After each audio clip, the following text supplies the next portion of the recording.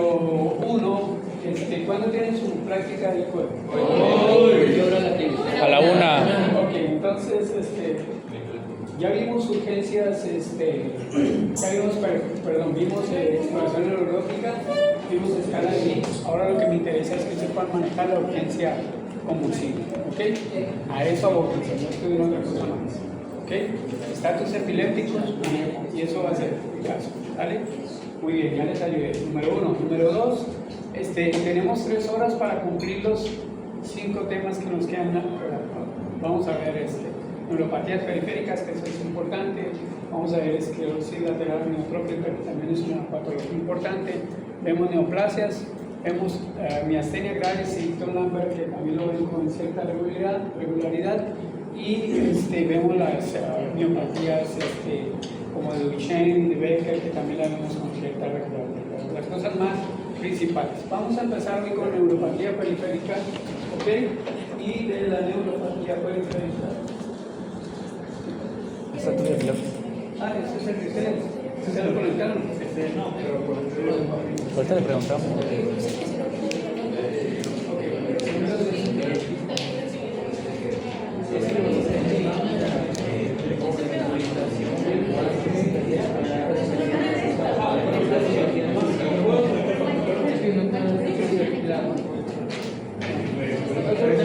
A ver, dentro del tema de neuropatías periféricas es bien importante porque esto lo van a ver muchas veces en su consulta y en los seminarios. Las neuropatías periféricas no son más que manifestaciones de las lesiones que se producen en los nervios a nivel periférico. Obviamente no tienen nada que ver con el sistema nervioso central, no tienen que ver con problemas del encéfalo ni con problemas neurales, pero sí van a tener que ver con todo lo que es la trayectoria del nervio a nivel periférico. Ahora, existen varias formas de clasificar la neuropatía periférica. Dependiendo de las diferentes formas, nosotros podemos acceder al diagnóstico, ¿no? Hay diagnósticos, hay clasificaciones de neuropatía por etiología, dependiendo cuál sea el causal, o por presencia de si es simétrico o es asimétrico, si es distal, si es proximal, si incluye una sola fibra nerviosa, si incluye FAS, si incluye varios grupos nerviosos. Y entonces, en base a eso, vamos a plantear el diagnóstico de la neuropatía periférica. Básicamente vamos a tener lesiones axonales y lesiones en la vaina de mielina que van a dar esas manifestaciones clínicas. Y de eso van a hablar los compañeros. ¿Ok? ¿Lo tienen? Sí. Gracias.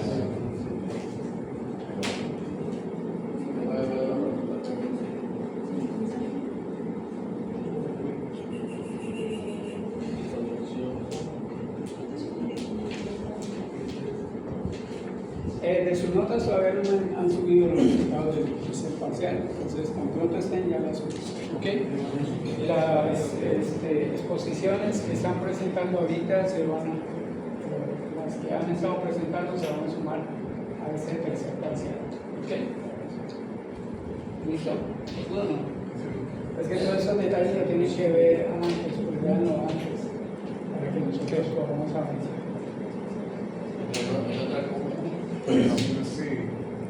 Ok, a ver, vamos a conectar entonces. Hay como que quiso salir para ver. Es que es el adaptador. El adaptador.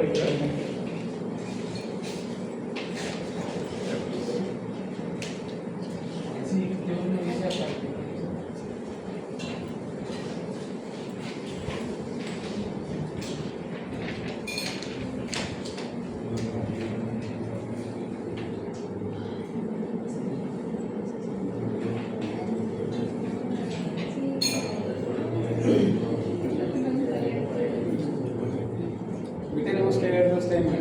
Tenemos que ver neuropatía periférica. ¿Quién tiene esclerosis lateral amiotrófica?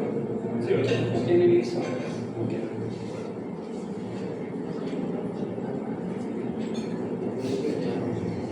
¿Listo?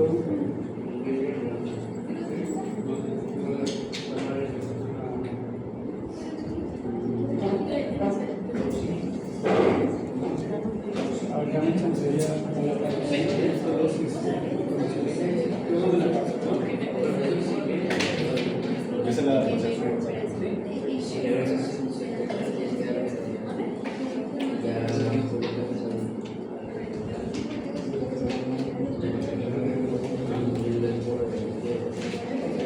Entonces vamos a darle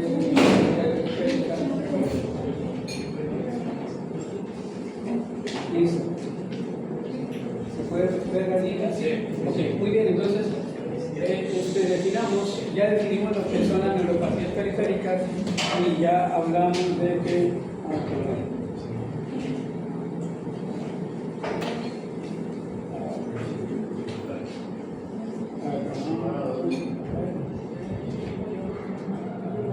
entonces ahí estoy la definición, ¿verdad? Ok, entonces ya lo definimos, ahora vamos a avanzar en cuanto entonces, hablamos de que las neuropatías, entonces nosotros las podemos definir en este caso, por la causa, y entonces hablaríamos de neuropatías hereditarias. Dentro de las neuropatías hereditarias, esta es la más importante y la que vamos a ver nosotros con mayor frecuencia en la clase, en nuestro consultorio, que es la neuropatía de Charcot-Marie-Tooth.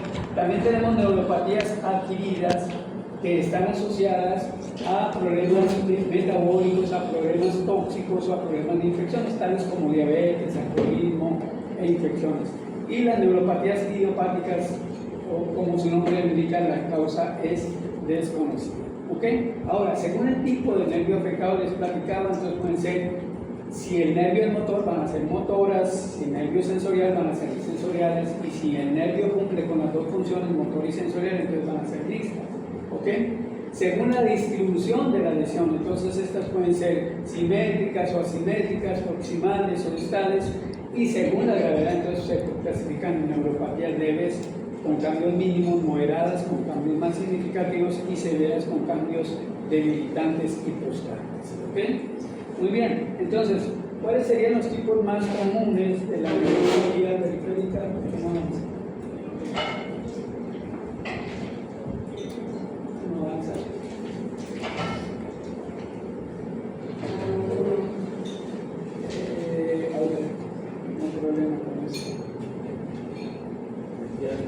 Ya lo saben. Entonces, ¿cuáles serían los tipos de las neuropatías periféricas? Entonces, aquí estamos de las más importantes: la neuropatía diabética, las neuropatías alcohólicas, la neuropatía por deficiencia de vitaminas y las neuropatías por exposición a tóxicos.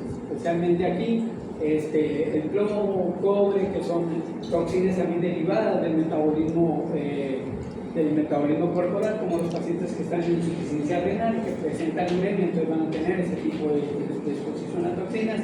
Y las neuropatías asociadas a infección, entre ellas tenemos las principales: VIH, sífilis o herpes zóster. ¿Ok? Porque no quiero avanzar. No hay problema.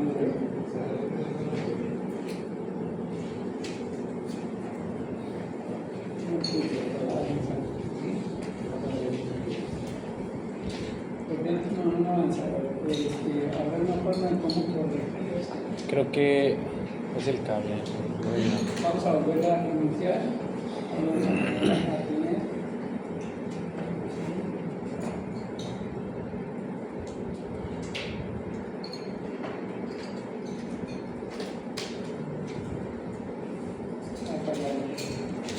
Ya fallando los conectores. Si no, pues me lo va a tener que llevar así. Ahí está, ya avanzó. ¿Ya? Sí. Ok, entonces,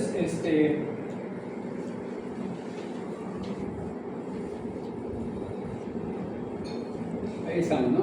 Entonces, ¿qué hallazgos clínicos vamos a tener en cuanto a las neuropatías? Entonces, básicamente, son síntomas que van a ser o positivos o negativos. Los síntomas negativos serían las pérdidas de sensibilidad o las pérdidas de neuromotricidad, y los signos positivos estaríamos hablando de estos estímulos hacia la alza, como por ejemplo mayor presencia de disestesias, como parestesias, como dolor, como aumento en la motricidad. Entonces, todos esos van a avanzar hacia una debilidad motora que puede progresar inclusive a una disfunción autonómica. ¿Qué sería la disfunción autonómica?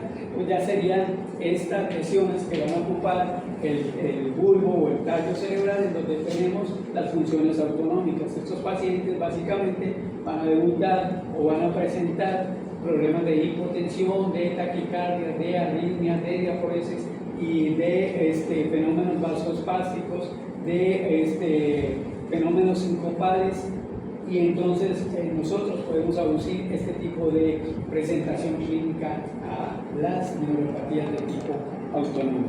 ¿Ok? Entonces, esto ya lo hablamos de que tienen déficits motores, tienen déficits sensoriales que pueden ser simétricas, asimétricas, focales o generalizadas. ¿Ok? Y también, según los hallazgos anatomopatológicos, nosotros podemos definirlas si estos pacientes tienen lesiones desmielinizantes que afectan la vaina del nervio o si tienen una afección de tipo axonal. Entonces, todas estas situaciones nos van a servir para clasificar la neuropatía, ¿no?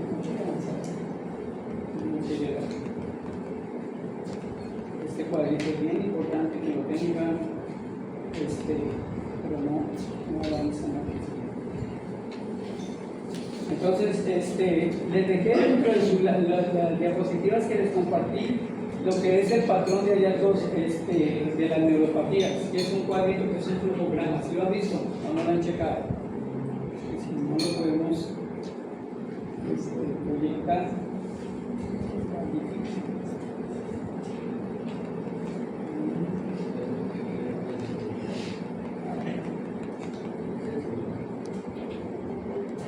Está fallando esto.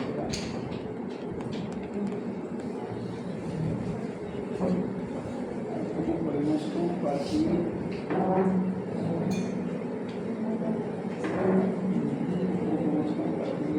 Pantallas.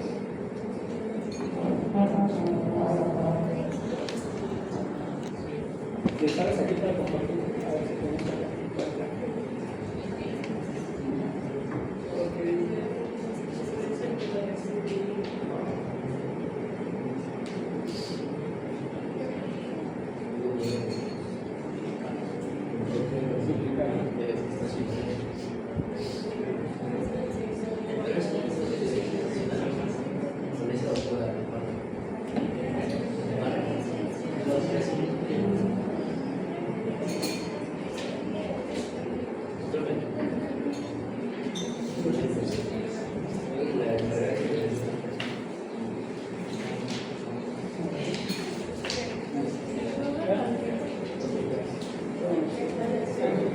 Muy bien, este cuadro es bien importante para que ustedes vean cómo van a afrontar las neuropatías.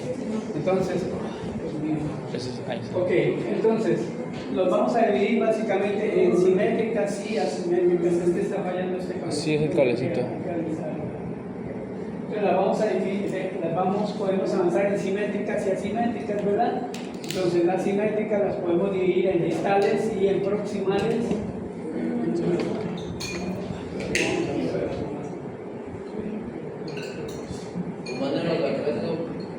Ya la tienen. Esta clase ya la tienen.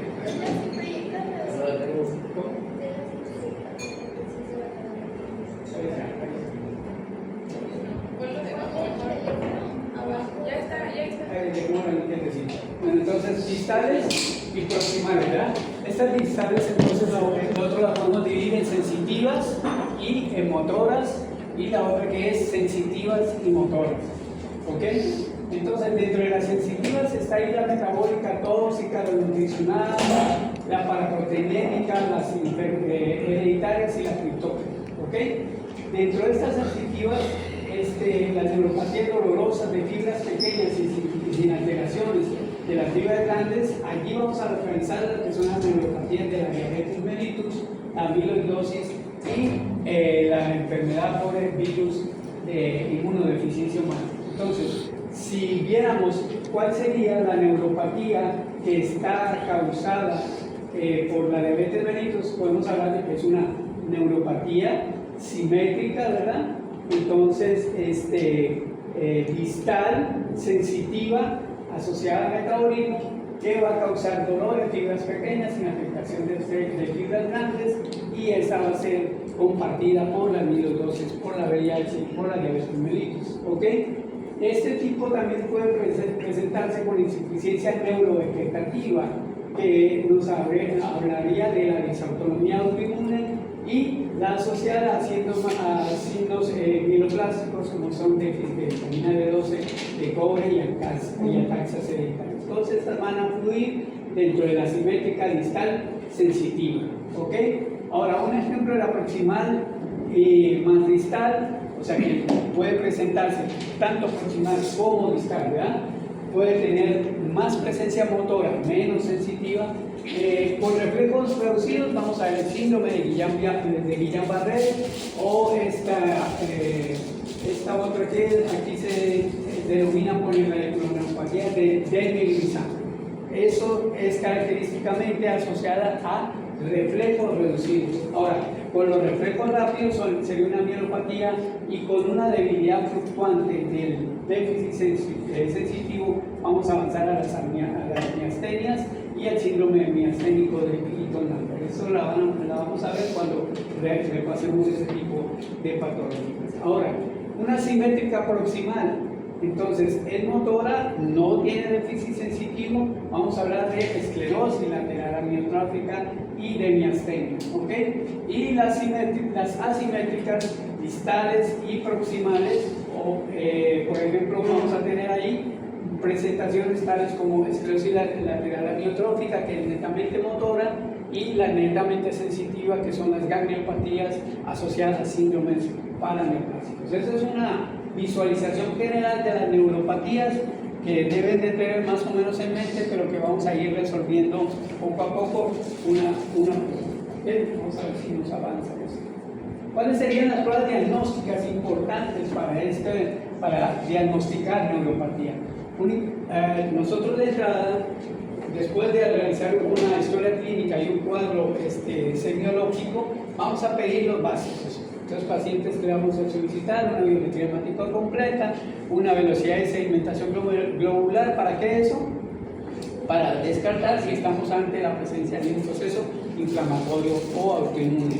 Electrofloresis de proteínas séricas también nos van a llevar a la presencia de monopatías gamma-clonales, que nos va a hablar de un proceso autoinmune. Hay que solicitar función tiroidea porque estas neuropatías están asociadas a la alteración de la función de la tiroides.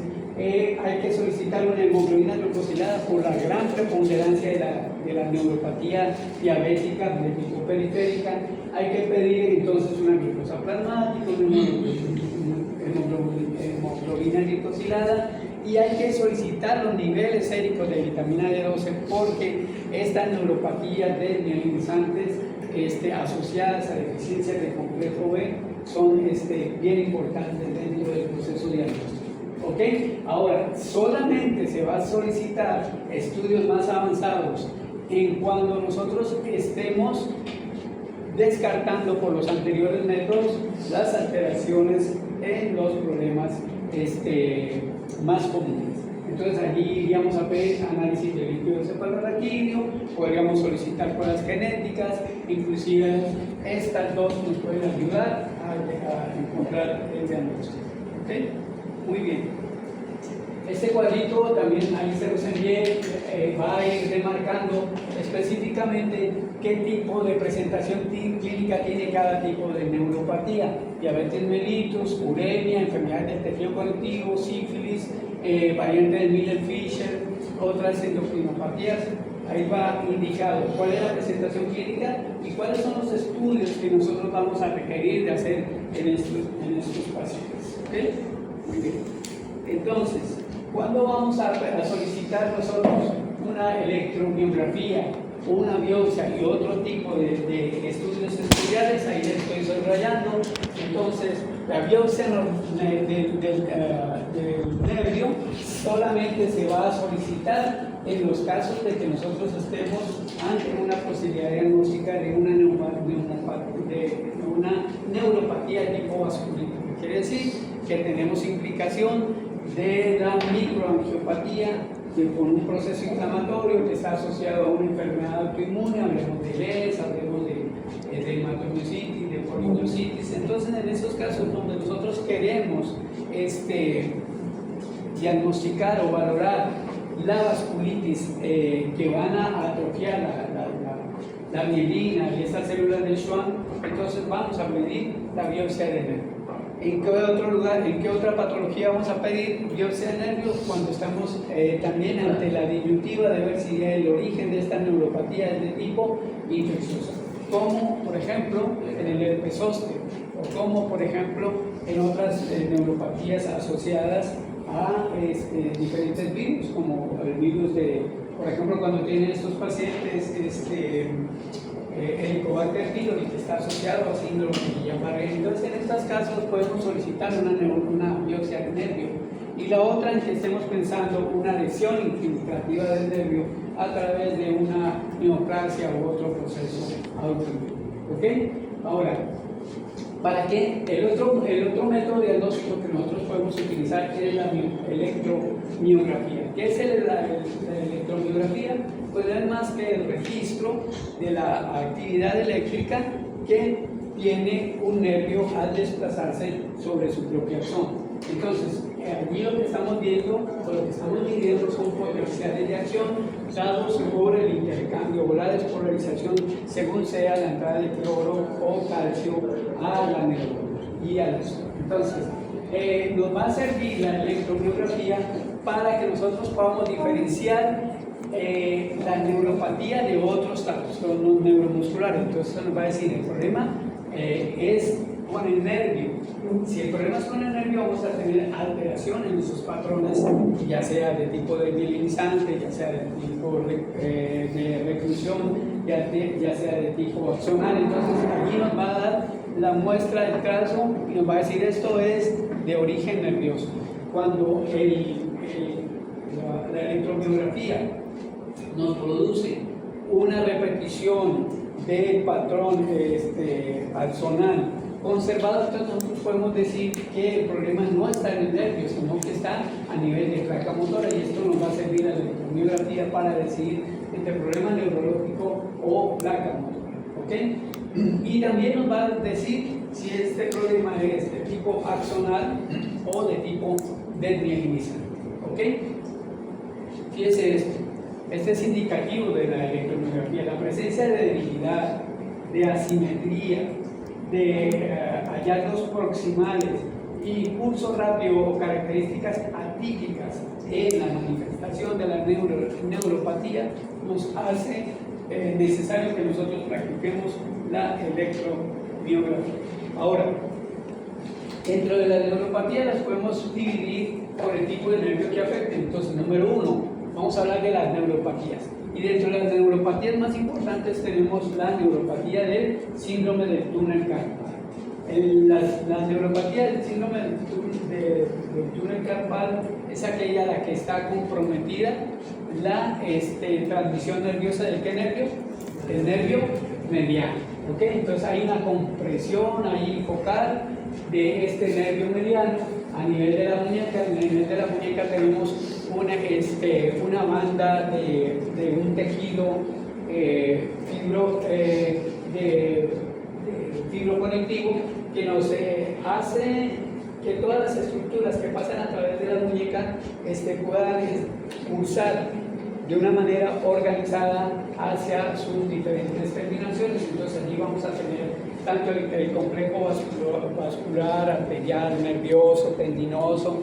Todo eso va a estar rodeado de un tendón que va a facilitar la organización anatómica. Cuando este tendón sufre traumatismo, sufre inflamación, sufre alguna alteración, va a comprimir las estructuras que pasan a través de la muñeca. Y una de esas estructuras pues es el nervio mediano. ¿Ok? Entonces, Mayormente estos pacientes van a debutar en el síndrome clínico, son parestesias. ¿Qué son las parestesias? Son alteraciones en la sensibilidad sensorial del nervio. Entonces, esas parestesias pueden progresar a un dolor de tipo neuropático que va a incluir los primeros 3 dedos. ¿Cuáles son los dedos que están afectados o que reciben la inervación del mediano? Entonces, el pulgar, el índice y el anular y parte del cuarto dedo, la región mediana. Entonces, todos estos van a recibir estas raíces nerviosas y van a tener compromiso, ya sea dolor, ya sea disestesia, ya sea parestesia, inclusive pueden progresar a alteraciones musculares más importantes con hipotrofia tenaria. Entonces, estos pacientes, dependiendo la presentación clínica, podemos decir cómo los vamos a ayudar. ¿Ok? El diagnóstico entonces es clínico, ¿verdad? ¿Cuál es el tratamiento inicial para la patología del síndrome del túnel carpiano? Entonces es ferulización y posiciones neutras para permitir que el músculo, que este tendón desinflame y también el atrapamiento que se produce del nervio pueda disminuir. En caso de que estas maniobras de ferulización en posiciones neutras no lleguen a mejorar y que avance el deterioro de los nervios que están inervados por el nervio mediano, que están prácticamente los interóseos y de la región hipotenar y tenal de la mano, entonces si esos empiezan a atrofiar, se empiezan a ver que disminuye su volumen, tenemos que optar por la liberación quirúrgica. Es como debemos de afrontar este tipo de pacientes. ¿Okay? Otra parálisis mononeuropática muy común es la parálisis de Bell. No le vamos a dedicar mucho tiempo, ustedes ya la conocen. Es su presentación de una lesión del séptimo par, en el cual no se van a respetar las musculaturas frontales. ¿Por qué razón? Porque aquí toda el área de las ramas faciales van a también incluir estos nervios frontales, lo que lo hace diferenciar de la parálisis facial central. Sí, recuerdan de eso, ¿no? Parálisis facial central, se preservan la musculatura de los frontales porque reciben también inervación de la otra parte del hemisferio. Entonces, estos pacientes básicamente van a presentar esta clínica de descenso de la ceja, pérdida de las arrugas de la frente, el fenómeno de Bell, que es la ubicación del globo ocular hacia el superior, la pérdida del pliegue nasolabial y la desviación de la boca hacia la lengua afectada. Entonces, estos pacientes mayormente van a debutar con este tipo de patología que puede inclusive tener alteraciones de hiperacusia y otras afecciones del tímpano y del estribo porque reciben el nervio facial da ramas para estos órganos. Entonces, estos pacientes mayormente su patología es causada por una afección de tipo viral.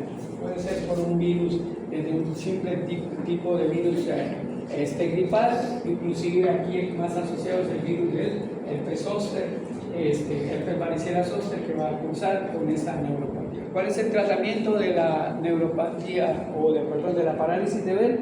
Son bolos de esteroides. ¿Por qué? Porque vamos a desinflamar el axón, este es un problema axonal, y entonces vamos a utilizar dosis de esteroides que lo podemos llevar hasta de 1 miligramo por kilogramo de peso, hasta por 10 días. Entre más pronto empecemos la administración del esteroide, estos pacientes van a tener una mejor rehabilitación. ¿Ok? Parálisis de Bell. Entonces, aquí hablamos ya del tratamiento de la parálisis de Bell. ¿Cuáles serían algunas de las otras etiologías secundarias de parálisis del nervio facial? Diabetes mellitus es importante, enfermedad de Lyme es importante, sarcoidosis, VIH, vasculitis y cáncer. Entonces, según estas etiologías, nosotros podemos buscar qué exámenes va a requerir estos pacientes para llegar a este diagnóstico. ¿Okay? Entonces, ya hablamos del tratamiento. Ahora vamos a hablar de las polineuropatías. Las polineuropatías más importantes son aquellas que pueden afectar fibras nerviosas grandes y causar, cuando afectamos fibras nerviosas grandes, miren cómo va a ser la clínica. Entonces entonces vamos a tener deterioro de la propiocepción, no sabemos en qué lugar estamos ubicados, estamos ahora sí con una marcha titubeante, no tenemos un equilibrio, ¿verdad? Va a haber hiperreflexia y va a haber debilidad. Y eso son la manifestación clínica de una polineuropatía que afecta las fibras nerviosas grandes o axonales, ¿ok? O pueden presentarse polineuropatías que afectan fibras nerviosas más pequeñas y esas van a debutar con dolor, disestesias y disautonomía, ¿ok? Entonces eso es la clínica. ¿Cuál es la clínica de las axonales o grandes? Son alteraciones de la propiocepción, ¿qué más? Hiperreflexia y debilidad. Y cuando están afectadas las fibras nerviosas pequeñas, lo que nosotros llamamos a tener es mayor manifestación de dolor, de disestesias, de parestesias. ¿Sí? Muy bien. Entonces, también pueden afectar tanto al axón como a las capas de mielina, entonces van a tener ese tipo de manifestaciones. Cuando estamos nosotros afectando estas fibras nerviosas pequeñas con afección también del axón, la presentación clásica es de guante calcetín. ¿Dónde vemos esa neuropatía de guante calcetín? Muy característica en la neuropatía diabética, que es esa sensación de adormecimiento, de disestesias, de piquetes distales, tanto en manos como en pies. Y eso nos está hablando de una polineuropatía de fibras nerviosas pequeñas con participación de axones distales, ¿correcto? Muy bien, entonces también nosotros vemos este tipo de polineuropatías en las neuropatías metabólicas tóxicas, ¿verdad? Y las vemos en otro tipo de neuropatías como las desmielinizantes, en donde aquí el factor principal clínico es la debilidad en estos pacientes, ¿ok? Aquí vemos en este cuadrito lo que es la neuropatía de la diabetes mellitus 2, ¿verdad? ¿Cuáles son? ¿Qué tipo de manifestaciones clínicas nos puede dar una neuropatía asociada a diabetes mellitus 2? Son las siguientes. Entonces, neuropatía autonómica, que es la más difícil de tratar, en la que estos pacientes sufren de alteraciones del ritmo cardíaco, datos de presencia de hipotensión, presencia de síncopes, diaforesis, a esto todo lo llamamos disautonomía, ¿verdad? El tratamiento de estos pacientes con neuropatía de tipo autonómica va a requerir a veces de manejo con fludrocortisona y con otras medidas de apoyo. El siguiente manifestación de la neuropatía diabética son las radiculoneuropatías lumbosacras. Entonces, estos pacientes que se quejan mayormente de esta sintomatología ciática, de alteraciones en el tono muscular distal del miembro pélvico, de disestesias en calcetín. Entonces, estamos hablando de una radiculopatía diabética lumbosacra. ¿Cuál sería el diagnóstico de esta neuropatía? Uno, en todas las neuropatías, háganse esta idea, todas tenemos que realizarle electromiografía. ¿Para qué? Para definir si estamos hablando de una lesión netamente nerviosa o si hay una participación motora. Y aparte de hacerle una electromiografía, nosotros vamos a realizar una prueba de imagen. ¿Cuál es la prueba de imagen que vamos a realizar en estos pacientes? Resonancia magnética. La resonancia magnética nos da una mayor índice de confiabilidad en el diagnóstico. Nos puede predecir, acuérdense, cuando hablamos de resonancia magnética estamos hablando de lesiones mínimas que nosotros podemos encontrar en ese estudio. Entonces, electromiografía, resonancia magnética, para llegar al diagnóstico de esto. Estamos hablando de neuropatía diabética. ¿Cuál es la otra forma de presentación de la neuropatía diabética? La mononeuropatía, en la cual nosotros vamos a ver la localización de la neuropatía a cierto tipo de nervio, especialmente el tercer par, el sexto par, el séptimo par. Entonces estos pacientes van a debutar con una parálisis del facial o con una parálisis del tercer par, que nosotros la vamos a poder utilizar clínicamente porque el globo ocular queda fijo. Entonces este paciente, aparte de que tiene manifestaciones de séptimo par, no puede tener movimientos del globo ocular. El globo ocular queda fijo y nosotros podemos hablar de que entonces tiene una participación de tercer par. Y así debutan estos pacientes con neuropatía de la radiculopatía, ya lo hablamos, la neuropatía sensitivo-motora periférica, que es la que van a ver ustedes con mayor asiduidad en sus consultorios, los pacientes que se quejan de dolor, de pinchazos, de corrientazos, de disestesias, de parestesias localizadas, entonces asociado a un problema metabólico como es la diabetes, la catalogamos como una neuropatía diabética. ¿Ok? Entonces, recuérdese. Número 1 es historia clínica, número 2, estudios de laboratorio para ver cómo anda su función bioquímica, número 3, la realización de electromiografía y número 4, avanzamos a la toma de resonancia magnética. Muy bien. Entonces,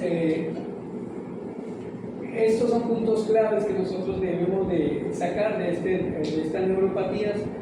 ¿Cuál es la forma más común de neuropatía secundaria a la diabetes? Es una neuropatía distal, simétrica, que afecta fibras sensitivas pequeñas y grandes. Esa es la definición. Y nosotros vamos a encontrar que a la exploración vamos a ver pérdida de la sensibilidad vibratoria, de ataque ligero, y dependiendo de la longitud vamos a tener pérdida de reflejos osteotendinos. Ahora, hablemos de las neuropatías hereditarias. Las neuropatías hereditarias, la más importante de estas es la enfermedad de Charcot-Marie-Tooth tipo 1. ¿Okay?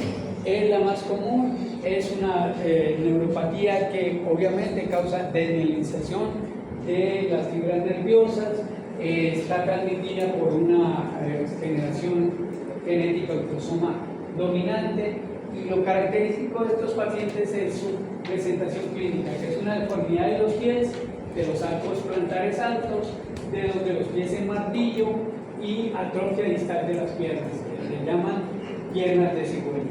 Y la electromiografía va a revelar una lentitud uniforme en las velocidades de conducción y se va a confirmar con la realización de pruebas genéticas de diagnóstico. Entonces, esto es como veríamos esta neuropatía de Charcot, esta neuropatía de Charcot. Si ven cómo está el pie, la fascia plantar que toma ese arco, cómo está este dedo en martillo, si lo ven, es un dedo que está acodado, que está como en forma de martillo, y si ven la diferencia en cuanto a la musculatura de una pierna y otra, vemos bastante hipotrofia muscular, los denominados pies de cigüeña. Esa es la neuropatía hereditaria más común, Charcot. ¿Ok? Neuropatía Charcot, esto lo van a ver con cierta asiduidad en los pacientes que acuden a la consulta. Otro síndrome muy importante que ustedes deben de conocer, y esto viene bastante, varias preguntas en el examen, en el cuarto parcial, es el síndrome de Guillain-Barré. El síndrome de Guillain-Barré es una polirradiculoneuropatía desmielinizante autoinmune aguda, así se define. Entonces, polirradiculoneuropatía quiere decir que involucra ¿cuántos nervios? Muchos nervios. ¿Okay? Desmielinizante quiere decir que la etiología es la pérdida en la capa de la mielina. ¿Okay? Autoinmune quiere decir que hay un autoanticuerpo que desconoce las proteínas, sobre todo la proteína formadora de mielina, y la ataca produciendo una mala formación de mielina.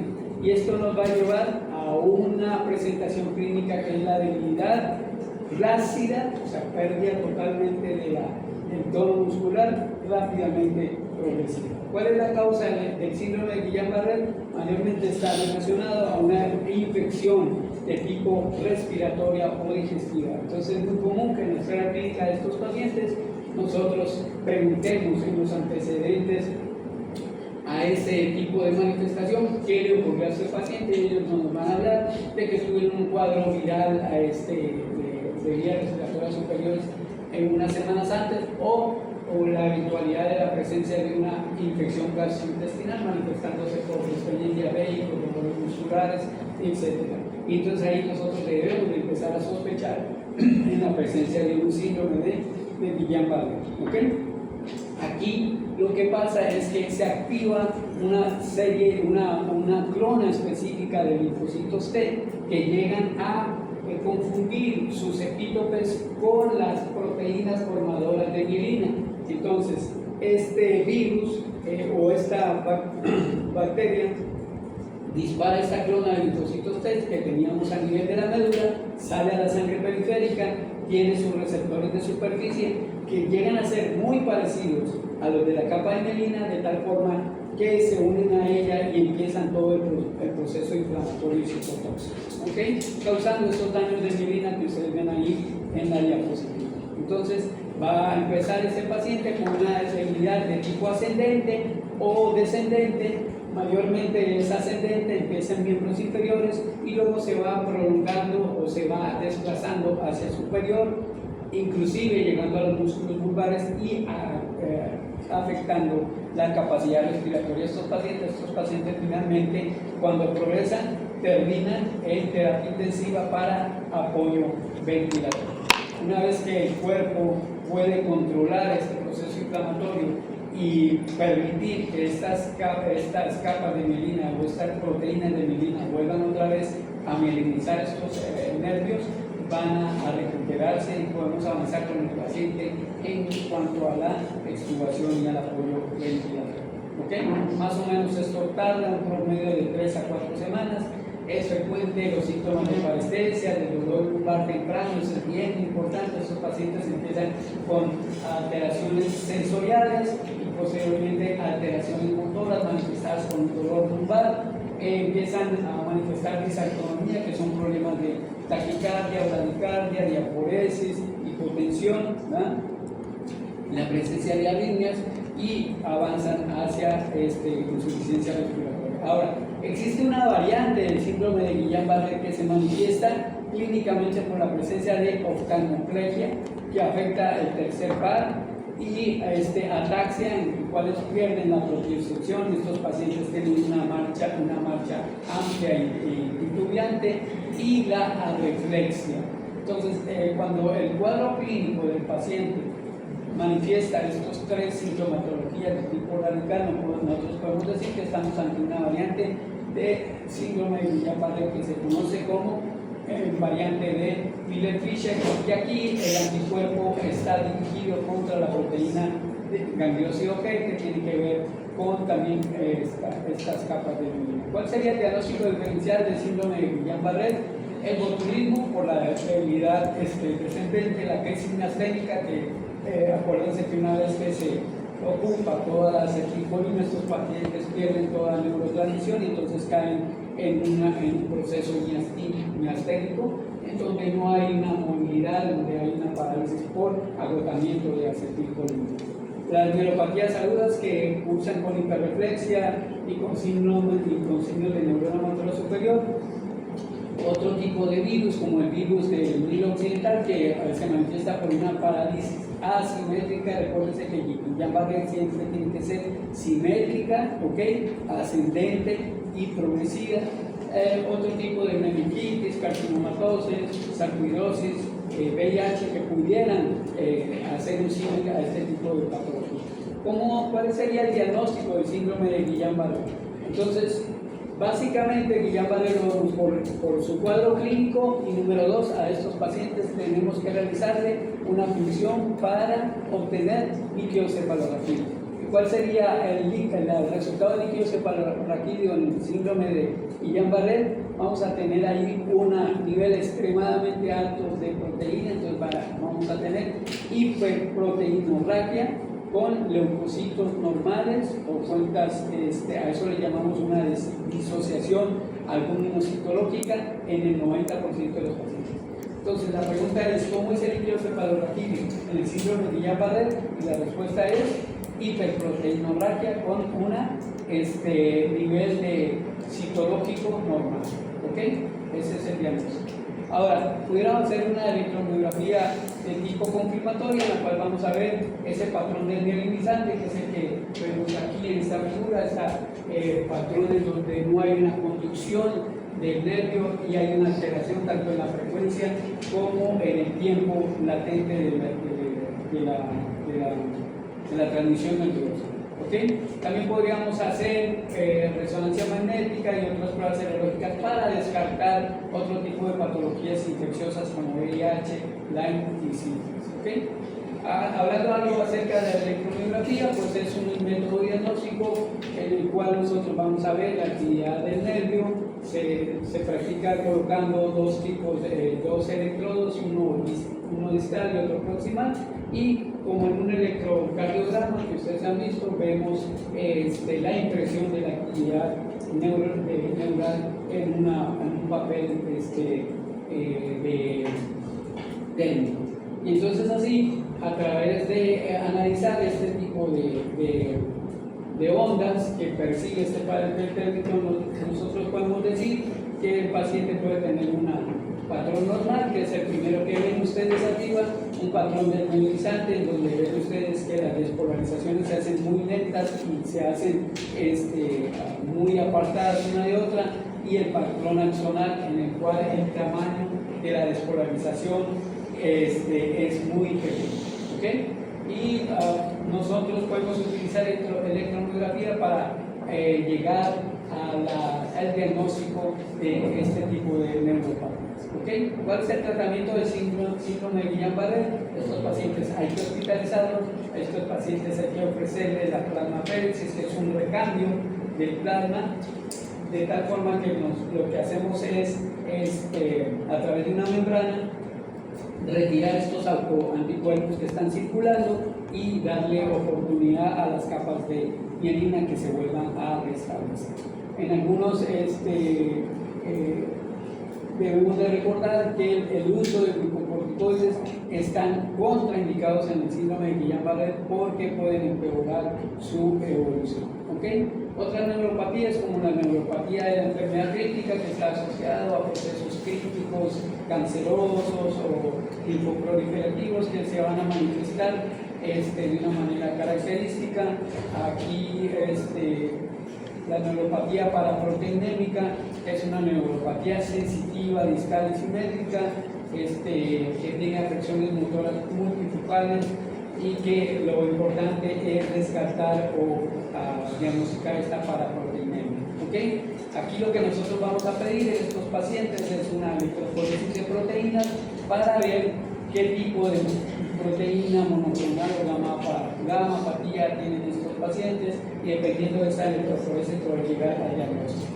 ¿Okay? Entonces, el diagnóstico de la neuropatía paraproteinémica depende de la detección de las proteínas monoclonales que están causando la neuropatía. La neuropatía autonómica, en la cual hay un deterioro difuso focal del sistema autonómico, polinérgico, simpático, es una neuropatía ya a nivel de tallo o de bulbo.